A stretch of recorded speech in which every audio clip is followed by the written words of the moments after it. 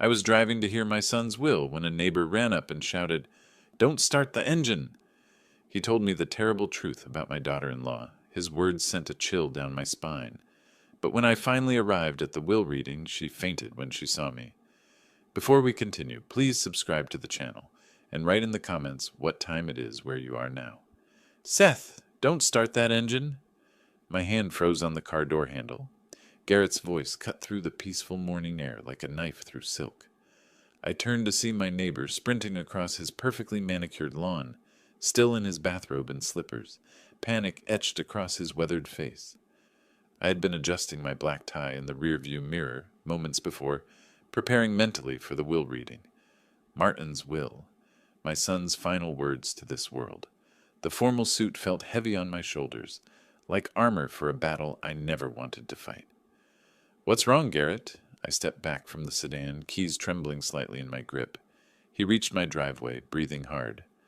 "Last night, at 11:30, I saw Helen by your car. She had tools, working under the hood for 15 minutes straight. His retired policeman instincts were firing on all cylinders. When she spotted me watching from my bedroom window, she slammed the hood shut and ran." The garage suddenly felt colder. Helen, my daughter-in-law, the woman who would inherit $40 million today if everything went according to her plan.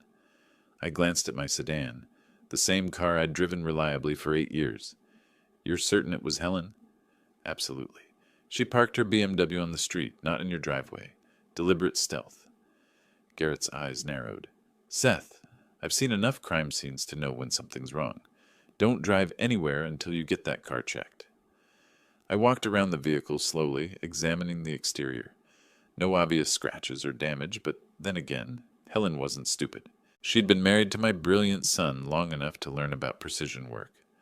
The morning sun streamed through the garage opening, illuminating dust motes that danced in the air like tiny witnesses to whatever had transpired here in darkness.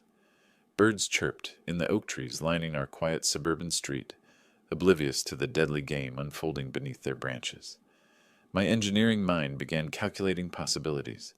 Brake lines, steering mechanisms, engine sabotage. Any of those could cause a fatal accident on the highway to downtown Chicago. An accident that would leave Helen as the sole beneficiary of Martin's cybersecurity fortune. "Thank you, Garrett. You may have just saved my life," he nodded grimly. "What's your next move?" I pulled out my phone with steady hands, scrolling to Tom Riley's number. If anyone could find evidence of tampering, it would be him. 20 years of automotive experience and an eye for detail that rivaled a forensic investigator. "I'm calling my mechanic. Professional inspection." I met Garrett's concerned gaze. If Helen thinks she can eliminate the only person standing between her and Martin's money, she's about to discover how wrong she is. The phone felt warm against my palm as I prepared to dial. Whatever Helen had done to my car, I would find proof. And then I would make sure justice prevailed, not just for my safety, but for my son's memory. Tom answered on the second ring. "Riley's garage. This is Tom speaking." "Tom, this is Seth Jordan. I need you at my house immediately. I suspect my car has been sabotaged." A pause. Then, "That's serious business, Seth. Don't touch anything. I'll be there in 15 minutes with my full diagnostic kit." I hung up and began pacing the garage, my dress shoes clicking against the concrete floor. 15 minutes to wait. 15 minutes to study every inch of my sedan without disturbing potential evidence. The car sat innocently in the dim garage light, its dark blue paint gleaming. How many times had I performed routine maintenance on this exact spot? Changed oil, rotated tires, replaced air filters. Now it might be harboring something designed to kill me. Helen's face flashed in my memory, her perfectly applied makeup at Martin's funeral, tears that seemed more performance than genuine grief. She'd inherited my son's charm, but none of his integrity. $40 million was a powerful motive for murder. I checked my watch. 10 minutes remaining. The sound of a diesel engine rumbling up my driveway interrupted my thoughts. Tom's service van emblazoned with Riley's Automotive, Honest Work, Fair Prices in bold green letters, parked behind my sedan. Tom emerged carrying a substantial toolbox, his Irish accent thick with concern. "Right, Seth. Tell me everything while I set up." My neighbor witnessed my daughter-in-law tampering with this vehicle last night. She's the primary beneficiary of a substantial inheritance, and I'm the only obstacle remaining. Tom's expression darkened as he activated the hydraulic lift built into my garage floor. Aye, money makes people do terrible things. Let's see what we're dealing with. The sedan rose slowly, revealing its undercarriage like a patient on an operating table. Tom grabbed a high-powered flashlight and began his methodical examination, starting with the brake system. Someone's been here, all right. His voice carried a professional edge I'd never heard before. These cuts on the brake lines, they're clean, precise, not accidental damage from road debris. I leaned closer, squinting at the components he illuminated. How can you be certain? 20 years in this business, Seth. Natural wear creates jagged edges, fraying. This is deliberate. Surgical cuts designed to fail gradually. He traced the damaged lines with his finger, careful not to disturb them. Whoever did this knows automotive systems. The cuts are positioned to cause complete brake failure after several miles of driving. My blood ran cold. Several miles would put me on the expressway, traveling 70 miles per hour toward downtown Chicago. No brakes at that speed meant certain death. Professional work, then? Absolutely. And there's more. Tom moved to examine the steering components. Loosened tie rod ends here. Your steering would become increasingly unstable as you drove. The pieces fell into place with terrifying clarity. Helen hadn't simply wanted me dead. She'd wanted it to appear accidental. A tragic automotive failure claiming the life of an elderly man still grieving his son's death. I pulled out my phone to call a taxi. Tom, continue your inspection and document everything. I need photographs of all damage. Already on it. This evidence needs to reach the police. First, I have a will reading to attend. Helen expects me to die on the way there. Instead, I'm going to watch her face when I walk through that conference room door. The taxi pulled up as Tom finished photographing the sabotage evidence. I slid into the back seat, briefcase in hand, my formal attire now feeling like battle armor. Downtown law firm on LaSalle Street, I told the driver, providing the exact address. Important meeting? He glanced at me in the rearview mirror as we pulled away from my suburban neighborhood. The most important of my life. As we transitioned from quiet residential streets to busy thoroughfares, I allowed myself to process the full scope of Helen's plan. She'd calculated everything, the timing, the method, the appearance of accident. $40 million represented freedom from financial worry for multiple lifetimes. Martin had built his cybersecurity company from nothing, developing revolutionary software that protected major corporations from cyber attacks. Banking giants, healthcare systems, government contractors, they all relied on my son's innovations. Within 5 years, he'd transformed from struggling entrepreneur to multimillionaire. The irony wasn't lost on me. Martin had dedicated his life to protecting others from digital threats, never suspecting the greatest danger would come from the woman sharing his bed. Traffic thickened as we approached the Chicago Loop. Glass towers stretched toward gray clouds, their windows reflecting the morning sun like 1,000 eyes watching our progress. The taxi wove between delivery trucks and commuter vehicles, each mile taking me closer to confrontation. Helen would be sitting in that conference room right now, probably checking her watch, wondering why I hadn't arrived yet. In her mind, I should be dying in twisted metal on some highway, clearing her path to uncontested wealth. $40 million, I whispered to myself, enough to kill for. But she'd underestimated the bonds of neighborhood friendship. Garrett's vigilance had saved my life and exposed her murderous intent. Now, instead of inheriting everything, she would face justice for attempted murder. The taxi turned onto LaSalle Street, heading toward the gleaming tower, housing Reynolds, Mitchell, and Associates. Through the windows, I could see other formally dressed people entering the building, lawyers, executives, people whose lives revolved around money and power.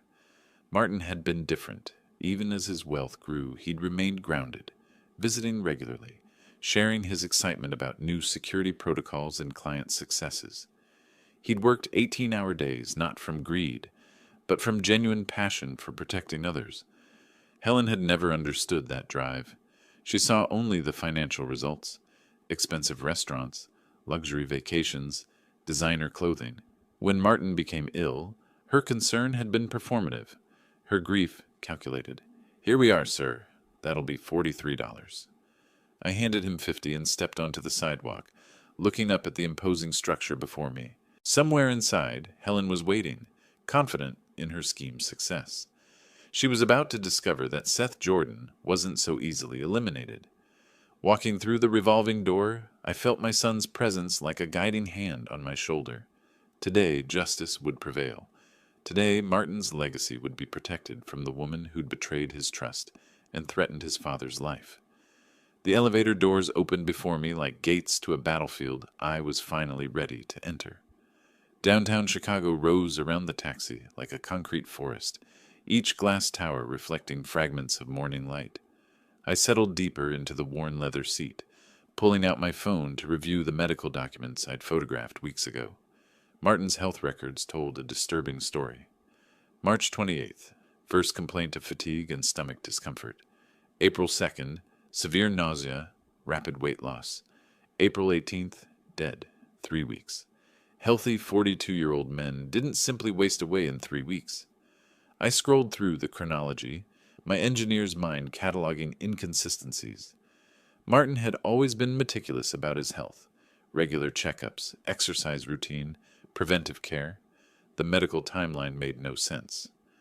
Unknown gastrointestinal complications. The death certificate read, unknown, as if modern medicine couldn't identify what killed a previously healthy man in the prime of his life. Helen had controlled every aspect of his medical care. She'd insisted on specific doctors, private treatment facilities, limited visiting hours. Even I, his father, had been restricted to brief, supervised visits during his final days. My phone buzzed with a text message from that final week. "Dad, if something happens to me, be careful with Helen." I dismissed it as morphine-induced paranoia. Terminal patients often developed suspicious thoughts about caregivers. But now, with brake lines severed in my garage, Martin's warning carried deadly weight. The taxi wove through downtown traffic, passing familiar landmarks that seemed foreign now. Everything looked different when viewed through the lens of murder. Martin's cybersecurity company had made him wealthy beyond imagination.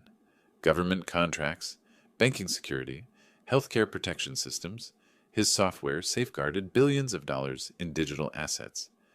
Helen had married into that fortune, but she'd never understood the work behind it. To her, Martin was a money-generating machine, not a brilliant innovator protecting people from digital predators. When that machine showed signs of breaking down, she'd simply expedited the process. The medical records revealed another troubling pattern. Martin's regular physician had been mysteriously unavailable during the critical period. Helen had insisted on a replacement doctor, someone with impressive credentials but no previous relationship with my son. Experimental treatment, she'd called it. Cutting-edge therapy for rare conditions. Cutting-edge therapy that had accelerated his decline rather than stopping it. I closed the medical files and stared out at the approaching law firm building. Somewhere in that tower, Helen was waiting to collect her reward for 3 weeks of careful poisoning, followed by attempted murder of the primary witness. She'd underestimated the bonds of neighborhood friendship and a father's determination to protect his son's legacy. Today, her calculated plan would unravel in the most public way possible. The taxi slowed as we approached the gleaming office tower. Time to face the woman who'd killed my son and tried to kill me. Time to ensure justice prevailed over greed. Martin's final warning echoed in my mind as I prepared to exit the vehicle. This time, I was listening. The elevator carried me to the 47th floor with mechanical precision, each ascending floor marking another step toward confrontation. Reynolds, Mitchell and Associates occupied prime real estate, panoramic views of Lake Michigan through floor-to-ceiling windows, marble floors that reflected expensive lighting fixtures, leather furniture that whispered of wealth and power.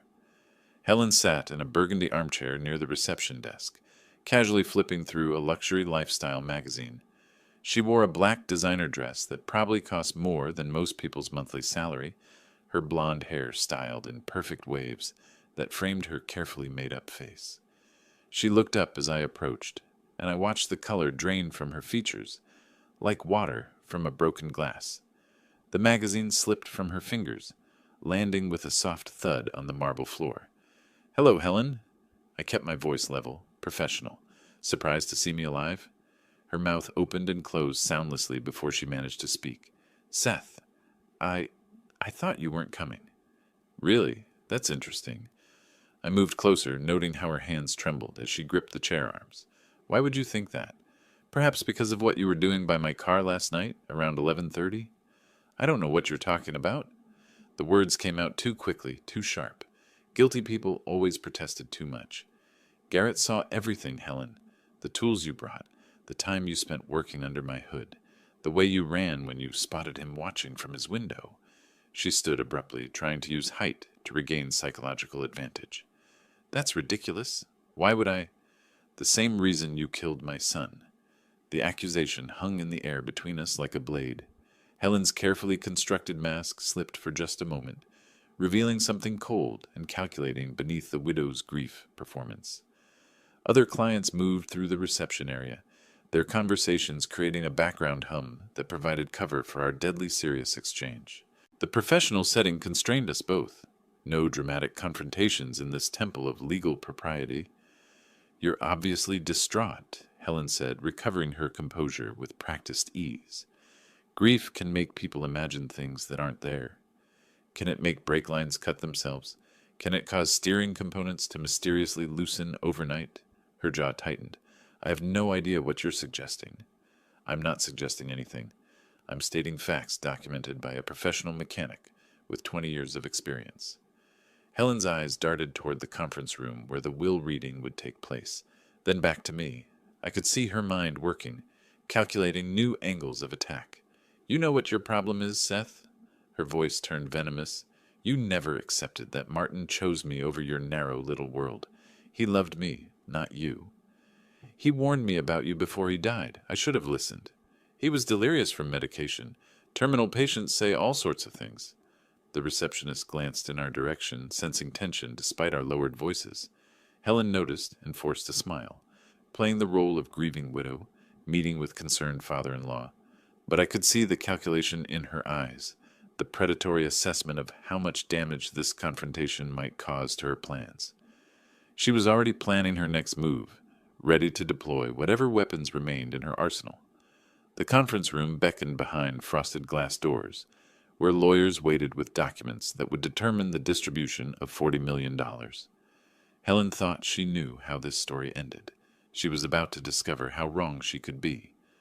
Helen moved toward the panoramic windows overlooking Lake Michigan, using the spectacular view as a backdrop for what she clearly believed would be her moment of triumph. The morning sun cast long shadows across the reception area, and she positioned herself where the light would frame her like a portrait of victory. You know what, Seth? Her voice carried a confidence that bordered on arrogance. None of this matters. Martin left me everything. $40 million. Every single penny. She turned to face me, her expression transformed from defensive fear to cold satisfaction. And you get absolutely nothing. We'll see about that. Oh, I've already seen. Helen's smile turned predatory. I was his wife. I took care of him through sickness and health, for better or worse, until death did us part. Yes, you took care of him very thoroughly. The barb rolled off her like water from expensive silk. She was too intoxicated by anticipated wealth to register the accusation's full meaning. I have lawyers, Seth, the best money can buy. You can contest, this will all you want. But spousal inheritance rights are absolute in Illinois. She gestured toward the lake view, as if it already belonged to her. Do you see that penthouse development on the shoreline? I've already placed a deposit on the corner unit. The casual revelation of her spending plans struck me like a physical blow. Martin wasn't even buried 3 weeks, and she was already shopping for luxury real estate with his money. $40 million buys a lot of freedom, she continued, warming to her topic. Travel, shopping, the finest restaurants. I'll finally live the life I deserve instead of playing nursemaid to a sick man. Her words revealed the depth of her callousness. No grief for a lost husband. No acknowledgement of a life cut short. Only materialistic calculations about how to spend blood money most efficiently. Martin worked 18-hour days building that company, I said quietly. He revolutionized cybersecurity, protected millions of people from digital threats. That fortune represents years of innovation and dedication. And now it's mine. Helen's voice carried the satisfaction of someone who believed she'd outmaneuvered everyone around her. You always disapproved of me, Seth. Thought I wasn't good enough for your precious son. Well, guess what? I win. Other clients in the reception area began taking notice of our conversation, though Helen seemed oblivious to the attention. Her anticipated victory had made her reckless, willing to display her true nature in public. You have no idea what Martin was really worth, do you? I asked. $40 million. I know exactly what he was worth. And I have truth, Helen laughed, a sound like breaking glass. Truth doesn't pay for penthouse apartments or European vacations. Money does, and in about 10 minutes I'll have all the money I could ever need. She moved closer, lowering her voice to a whisper meant only for me. You want to know a secret, Seth? Martin never loved you as much as you think. He complained about your interference constantly. Said you were a bitter old man who couldn't accept that he'd moved on with his life. The lie was designed to wound, to break my spirit before the final legal blow. But Helen had miscalculated. Instead of devastating me, her cruelty only strengthened my resolve. Mrs. Jordan? Mr. Jordan? The receptionist's voice cut through our confrontation. Mr. Reynolds is ready for you in conference room A. Helen straightened her designer dress and checked her reflection in the window. Time for the main event. She walked toward the conference room with the confident stride of someone absolutely certain of victory. Her expensive heels clicked against marble floors like a countdown to triumph. I followed at a measured pace, my own steps steady and deliberate. Helen believed she was walking toward wealth and freedom. She was actually walking toward the complete destruction of everything she'd schemed to achieve. Mrs. Jordan? Mr. Jordan? The receptionist gestured toward a mahogany door marked with brass nameplate reading, Edward Reynolds, Senior Partner. Please follow me. Edward's private office commanded an impressive view of Lake Michigan through floor-to-ceiling windows. Leather-bound legal volumes lined the walls, and his massive desk bore the weight of what appeared to be substantial documentation. He stood as we entered, his silver hair catching the afternoon light. Please take seats at the conference table. Edward's voice carried the measured authority of someone who'd overseen countless estate readings. Before we begin, I must verify identities and review the proper legal protocols. Helen chose the chair facing the window, positioning herself where the natural light would frame her expected moment of triumph. I sat across from her, noting how she'd arranged her designer purse and removed her smartphone, apparently preparing to document her windfall. The last will and testament of Martin Jordan, properly executed and notarized on April 1st, 2025. Edward opened an official-looking folder with practiced precision. All legal requirements have been satisfied, including 3 independent witnesses and state certification. April 1st, 2 weeks before Martin's death. He'd been weak but mentally sharp, still capable of making crucial decisions about his legacy. Martin was very specific about his intentions, Edward continued, adjusting his reading glasses. He wanted to ensure his father's welfare above all other considerations. Helen's confident smile never wavered. She probably assumed this meant a generous provision for my retirement, while she claimed the bulk of the estate. I quote directly from the document. I hereby leave my entire estate, valued at approximately $40 million, including all assets, properties, investments, and business holdings, to my father, Seth Jordan, in recognition of his lifelong guidance and support. The words hit Helen like a physical blow. Her face went ashen, and she gripped the edge of the conference table as if the room had suddenly tilted. What? The word escaped her lips as barely a whisper. That's impossible. Edward continued reading with professional detachment. Furthermore, Martin included a personal addendum to be shared specifically with you, Seth. He withdrew a sealed envelope from the folder. In his own handwriting, Dad, be careful with Helen. I believe she may try to harm you to claim the inheritance. Trust your instincts about her true nature. The letter trembled in my hands as I read my son's final warning. He'd known. Despite his illness, despite Helen's careful performance, Martin had seen through her facade and taken steps to protect me. Helen stared at the documents as if they were written in a foreign language. This can't be legal. I'm his wife. Spousal inheritance rights are superseded by properly executed testamentary documents, Edward interrupted calmly. Illinois law permits testators to distribute their estates according to their wishes, provided all legal requirements are met. But $40 million, Helen's voice cracked with disbelief, goes entirely to Mr. Seth Jordan, as clearly specified in multiple places throughout the document. I watched Helen's carefully constructed world collapse in real time. All her scheming, her calculated kindness during Martin's illness, her murderous plans, all rendered meaningless by my son's foresight and love. Martin had seen her true nature and protected me from beyond the grave. Helen's hands shook as she reached toward the documents, as if touching them might change their content. Helen's shock crystallized into pure rage. She shot up from her chair so violently it toppled backward, clattering against the polished hardwood floor. "This is impossible!" Her voice rose to a near shriek. "The will is forged. I'll prove it." Edward remained seated, his calm professionalism a stark contrast to her hysteria. The document was notarized and witnessed by 3 independent parties, including Martin's personal physician and longtime business associate. "I don't care." Helen lunged across the conference table, her manicured fingers clawing toward the legal documents. "Give me those papers." Edward smoothly gathered the documents and moved them beyond her reach. "Mrs. Jordan, please compose yourself. These are certified copies. The originals are secured in our vault." Helen's facade had completely shattered. Gone was the grieving widow, the concerned wife, the charming socialite. What remained was a desperate woman whose carefully laid plans had exploded in her face. "I'll contest this will. You'll never see a penny of that money." She whirled to face me, her eyes blazing with fury. "I spent 3 years married to your pathetic son. I earned that inheritance." "Earned it?" I stood slowly, my voice deadly quiet. "By poisoning him?" The accusation hung in the air like a blade. Helen's face went white, then flushed crimson as rage overtook shock. "You can't prove anything. Martin was sick." "Healthy men don't die in 3 weeks from unknown complications." I moved closer, watching her back toward the window. "But you knew that, didn't you? You knew exactly what you were giving him." Helen grabbed for the documents again, this time managing to snatch 1 page before Edward could stop her. She began tearing at it frantically, but the heavy legal paper resisted her efforts. "This won't change anything," Edward said calmly, reaching for his desk phone. "As I mentioned, these are copies."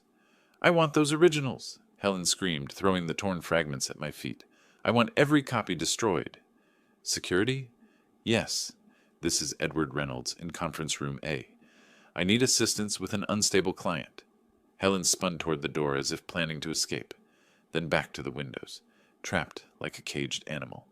The wealthy widow persona had been replaced by something feral and desperate.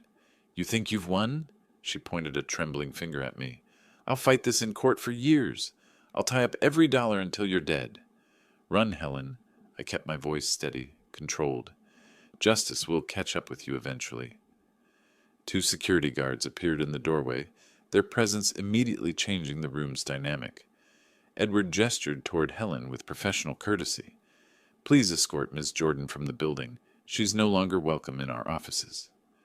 As the guards approached, Helen made one final desperate grab for Edward's briefcase, but her expensive heels betrayed her balance.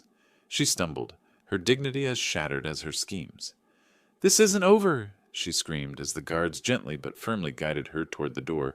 "I'll destroy all of you."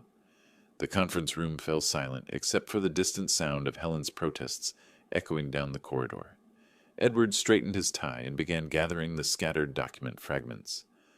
"Well," he said with considerable understatement, "that could have gone more smoothly." I sank back into my chair, processing the magnitude of what had just occurred. My son had protected me from beyond the grave, and Helen's true nature had been exposed for all to see. The war was far from over, but the first major battle belonged to justice. Edward closed the conference room door and returned to his desk, the professional calm settling back over his office like dust after a hurricane. He methodically arranged the scattered legal documents, his movements precise despite the chaos Helen had attempted to create. "I must apologize for that outburst," he said, straightening his jacket. "In 30 years of estate law, I've rarely witnessed such a violent reaction to testamentary proceedings. She expected to walk away with $40 million. I remained seated, processing the emotional whiplash of the last hour. That's a powerful motivation for delusion. My phone buzzed against the conference table. Tom Riley's name appeared on the screen, and I remembered his promise to complete his automotive investigation. Tom, what did you find? Seth, you need to hear this.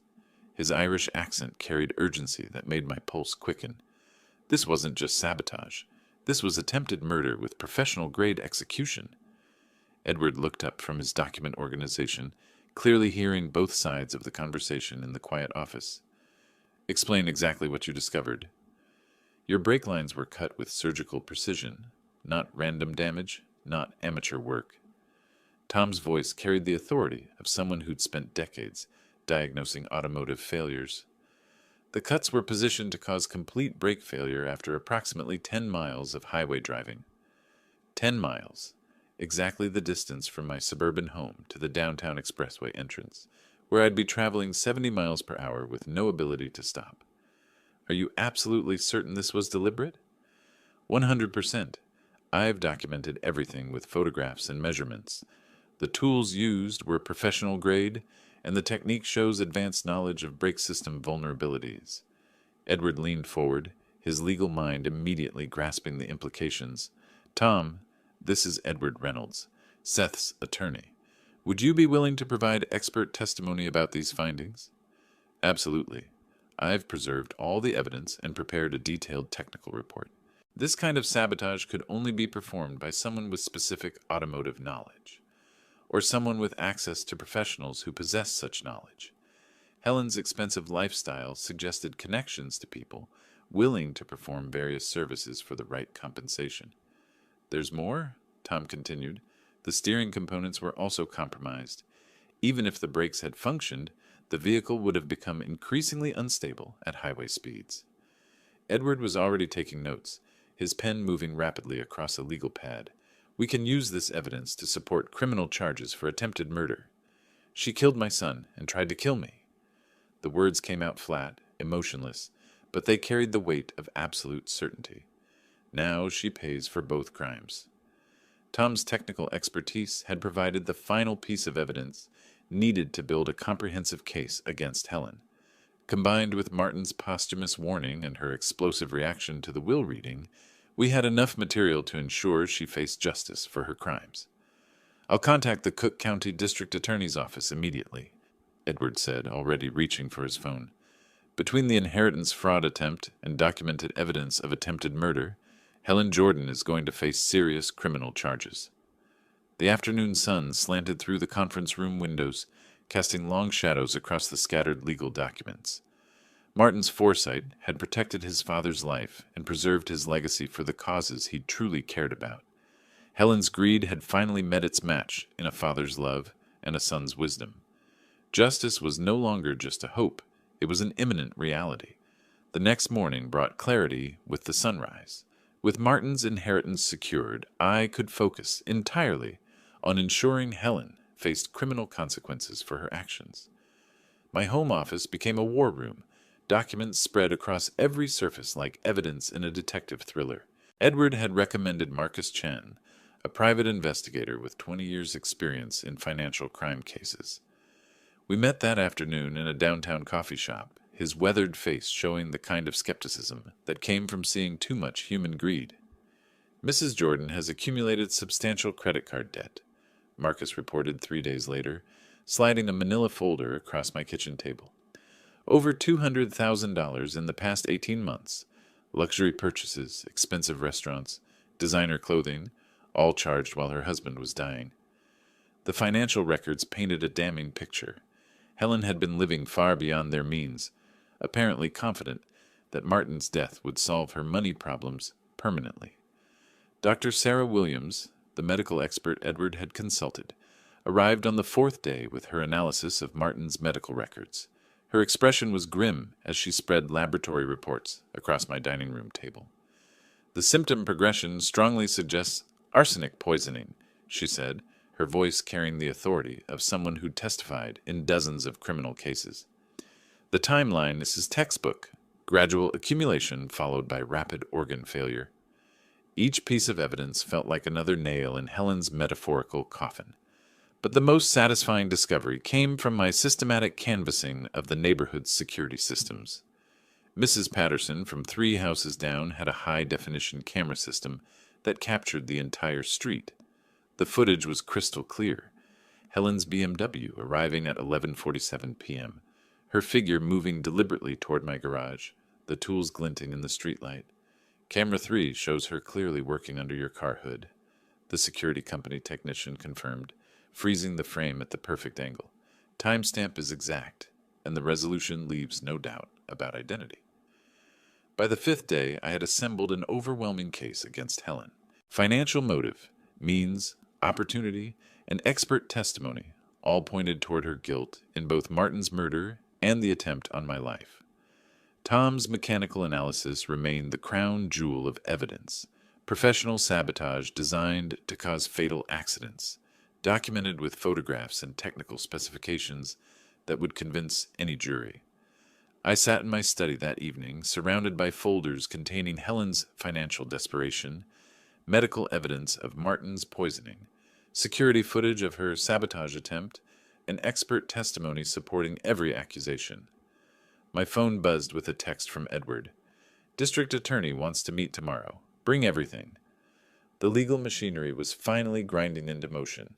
Helen had calculated every detail of her murderous scheme, except for one crucial factor, a father's determination to seek justice for his son. Martin's warning from beyond the grave had saved my life and exposed his killer. Now it was time to ensure she paid the full price for her crimes. I gathered the evidence files into my briefcase, preparing for what would be Helen's final day of freedom.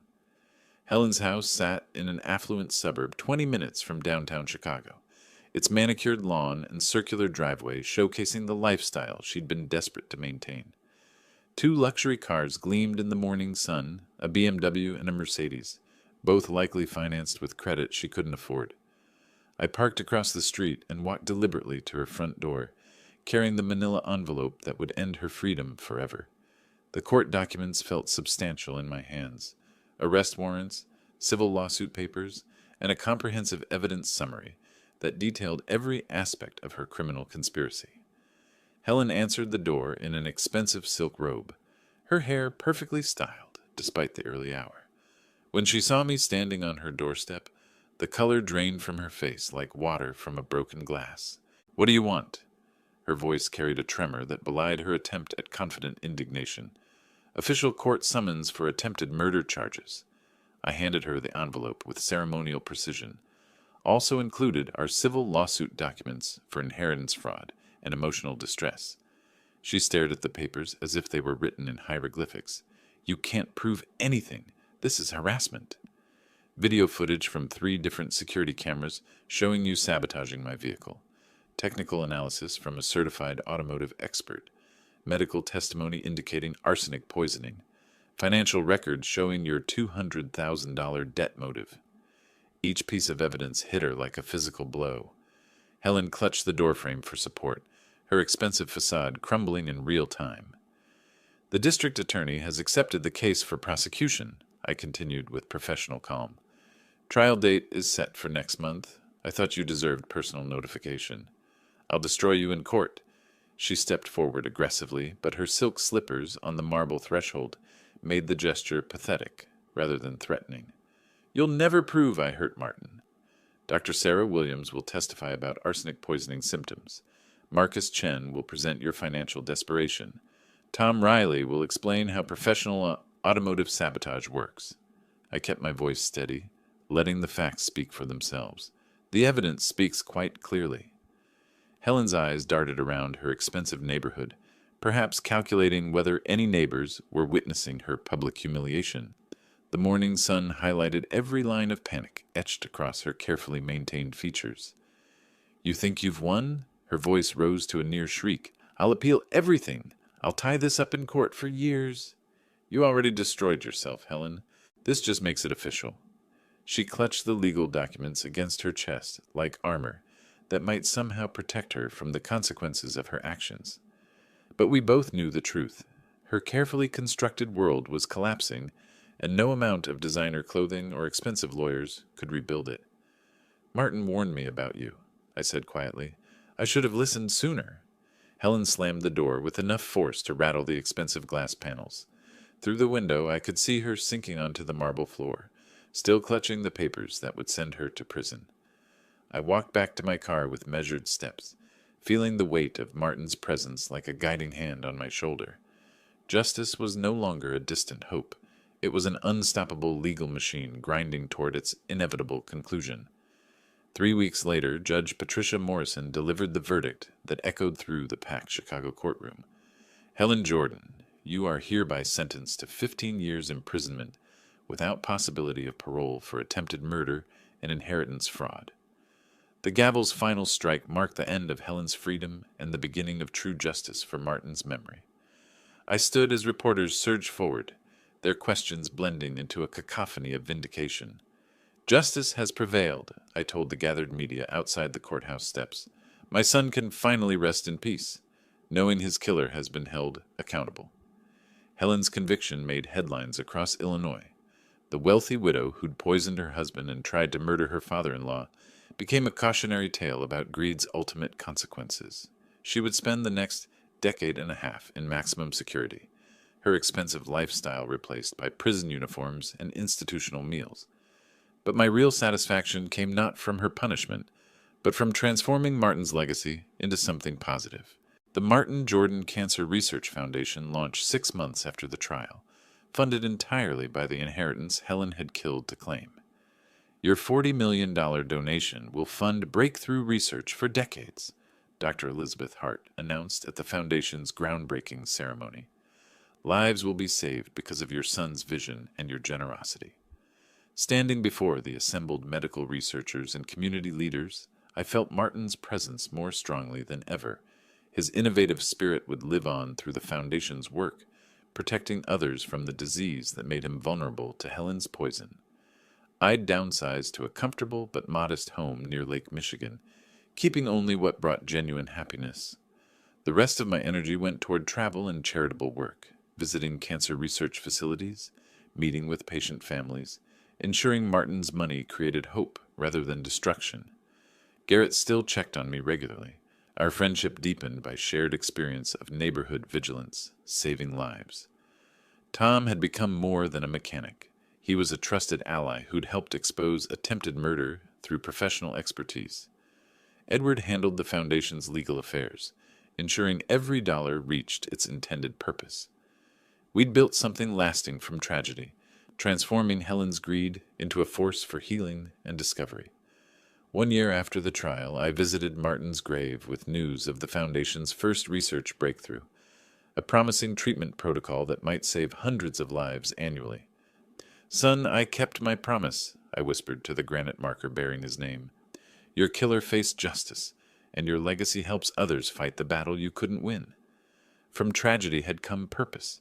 From loss had emerged hope.